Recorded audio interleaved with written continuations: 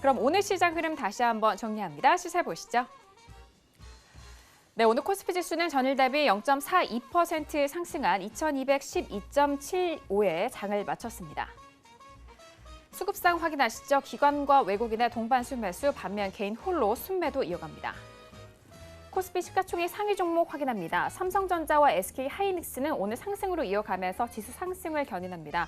삼성전자는 강보합권 마감 속에서 45,900원에, SK하이닉스는 2% 넘는 상승으로 87,700원에 오늘장 마무리가 됐습니다.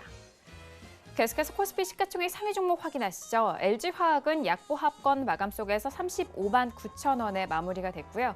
포스코도 역시나 약보합 마감으로 25만 4천 원에 마무리가 됐습니다.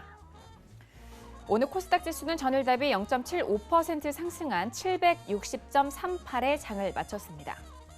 수급상 확인합니다. 외국인 홀로 순매수, 반면 기관과 개인은 동반 순매도 이어갑니다.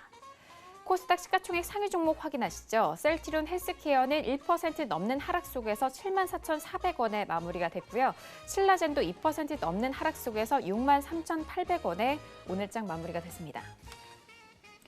계속해서 코스닥 시가총액 상위 종목 확인합니다. HLB도 오늘 강보합권 마감으로 84,100원에 마무리가 됐고요. 셀트리온 제약은 약보합 마감 속에서 59,300원에 오늘장 마무리가 됐습니다. 네, 본격적으로 목요일장 정석 투자 시작합니다. 오늘은요, 봉추 선생 이강민 전문가님과 함께합니다. 봉추 선생님 안녕하세요. 네, 안녕하세요. 네, 반갑습니다.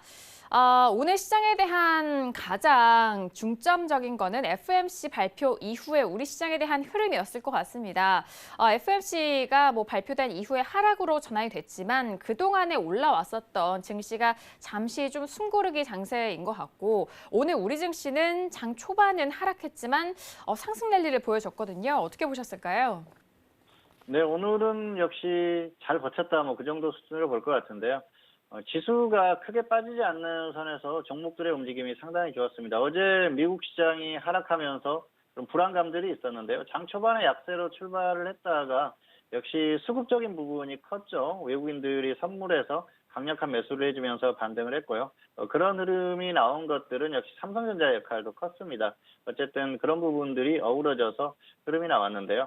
단기적으로는 조금 버티는 흐름이 나오는 것 같습니다. 그래서 일단 단기의 어떤 흐름상으로는 역시 버티려는 그런 흐름이 나오고 있는데요.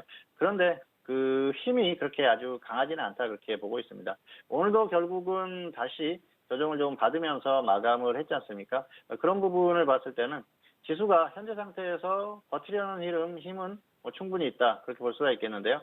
강하게 상승하기보다는 여기에서 버티는 정도의 흐름, 그리고 시간이 지나면 결국은 다시 좀 꺾일 수 있는 그런 흐름이 최근에 계속 나왔다는 것이죠. 수급적인 부분이나 이런 쪽에서 기존의 어떤 흐름과 지금 그 흐름이 바뀌는 그런 상황이 됐었기 때문에 현재 상태에서 지수에 대한 큰 기대를 하기는 좀 어려운 것이 아닌가 생각을 하고요. 그런 부분을 생각을 하면서 지수에 대해서는 대응을 하시는 게 좋을 것 같습니다. 그리고 지수가 버티는 상황에서 종목의 흐름이 괜찮게 나오고 있기 때문에 단기적으로 종목 매매하는 데는 큰 문제가 없어 보이고요. 지수가 다시 꺾이는 흐름이 나오기 전까지는 적당히 매매를 하셔도 큰 문제가 없을 것 같습니다. 어쨌든 오늘 지수의 흐름은 잘 버티는 수준, 그 정도로 볼 수가 있겠고요.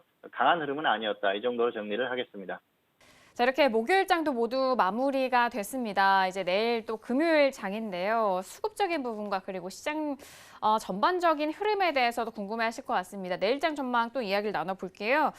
자, 봉주 선생님, 내일 금요일장 어떻게 전망하실까요? 네, 내일은 아무래도 상승보다는 하락 쪽에 무게를 두고 있는데요. 왜냐하면은 지금 한 3일 정도의 어떤 흐름 자체가 상당히 좀 인위적이었어요. 그리고 버티는 흐름이 나왔습니다. 물론 버티기 때문에 좋은 흐름이 나오면은 강하게 상승할 수도 있겠죠. 그런데 최근에 어떤 그 전반적인 흐름을 봤을 때는 그럴 가능성이 떨어져요. 전반적으로 개인이 매수하고 기관이 매도하는 흐름이었습니다. 그런데 최근 며칠간은 개인이 또 매도하는 흐름이 나오면서 이런 흐름이 나왔는데요. 어쨌든 추세적인 흐름일 가능성은 좀 떨어진다, 그렇게 보고 있습니다. 단기적으로는 버티는 흐름 정도는 가능했는데요.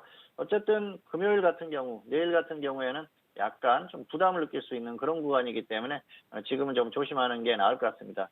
지수 자체는 단기 고점에서 횡보하는 그런 흐름입니다.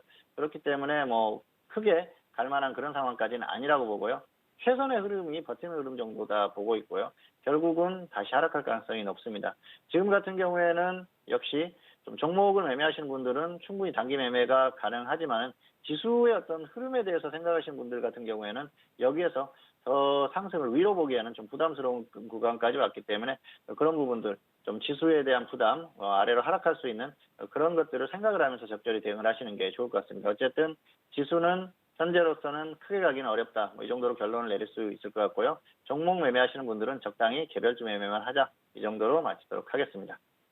네, 종목 매매에 대해선 개별주 위주로 좀 공략을 하시길 바라겠고요. 지수에 대한 부담감이 있기 때문에 지수 재하락에 대한 가능성을 좀 염두하고 대응하셔라라는 말씀까지 들어봤습니다.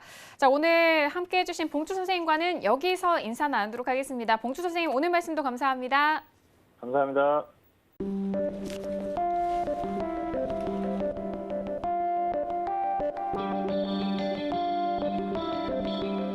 글로벌 경제 채널 서울경제TV